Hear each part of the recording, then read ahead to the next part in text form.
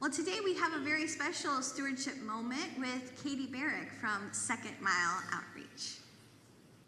Good morning, everyone. Good morning. I truly mean this. Thank you. Thank you for being a church that consistently shows up for Second Mile Outreach and for believing in what we do. And thank you for understanding that generosity is not something you just talk about, it's something you live. And I want to recognize something incredibly special happening here. This year marks your 40th annual Teeter-Totter Marathon. 50 years of showing up for your community in a way that is both joyful and deeply impactful. That kind of consistency, that kind of commitment is very rare.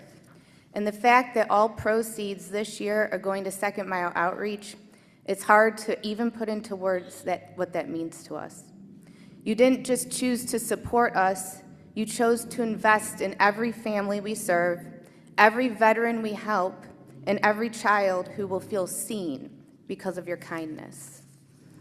So before I say anything else, thank you for making us a part of something so special. I was recently asked a question that made me pause. What does Second Mile mean to you? Second Mile Outreach isn't just a nonprofit I run. It's my calling in motion. It's the place where my empathy found structure, where my own hard-earned resilience turned into food on tables, coats on backs, beds under tired bodies, and dignity restored for people who thought they were invisible. The phrase second mile is about going beyond what's required. The first mile is obligation. The second mile is compassion. The first mile says I have to, and the second mile says I choose to.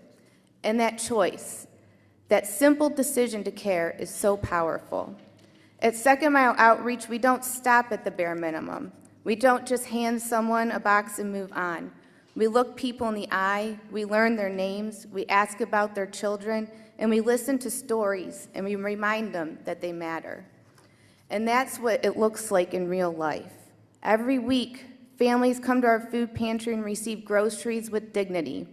Through our thrift store and furniture outreach, donated couches, dressers, and kitchen tables are delivered into homes that would otherwise be empty.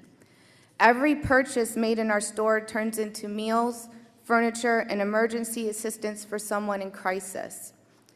Kindness isn't just a feeling for us, it's operational. It's our truck being loaded, it's shelves being stocked, it's volunteers lifting furniture, it's late-night phone calls when someone has nowhere else to turn.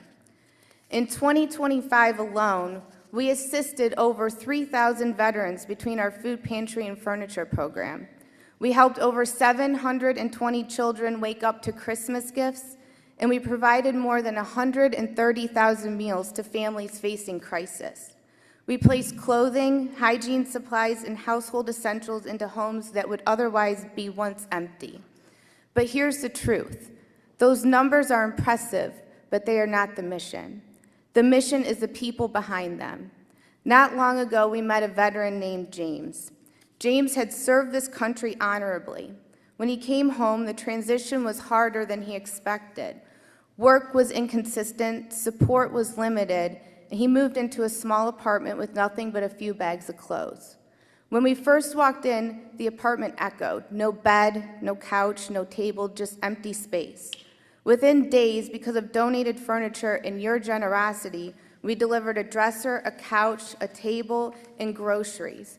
After we delivered his sofa, he sat down quietly and said, "I didn't think anyone saw me anymore." That's the moment why we exist. And I say this often because I believe it deeply. No one should serve this country and sleep on the floor. But it's not just veterans. It's the single mom who cries when her children finally have a kitchen table to do homework on. It's grandmothers raising grandchildren who whisper, "I didn't know anyone cared." It's the family choosing between rent and groceries. Your generosity just doesn't fund programs, it restores stability, it restores dignity, and it restores hope.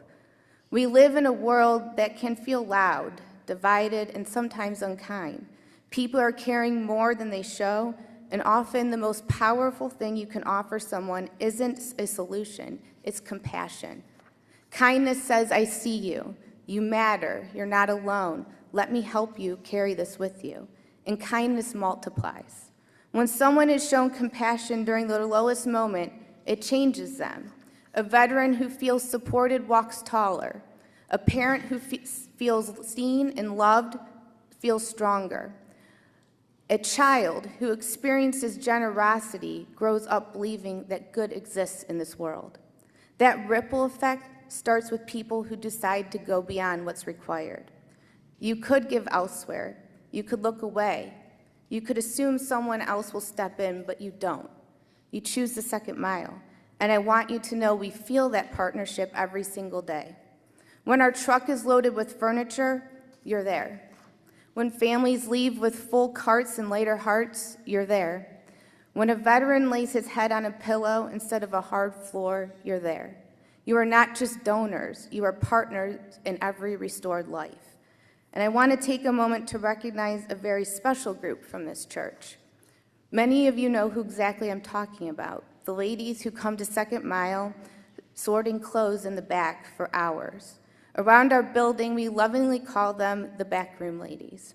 Week after week, they show up quietly, sleeves rolled up, going through bag after bag of donated clothes. They sort them, organize them, and prepare them for families when they walk in to find what they need.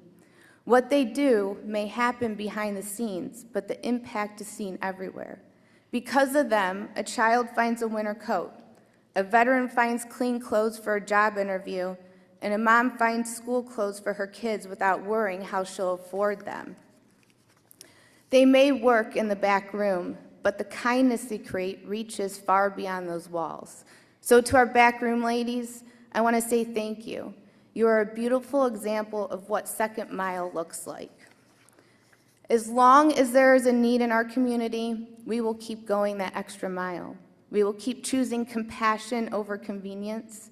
We will keep choosing dignity over judgment, and we will keep choosing kindness even when it costs something.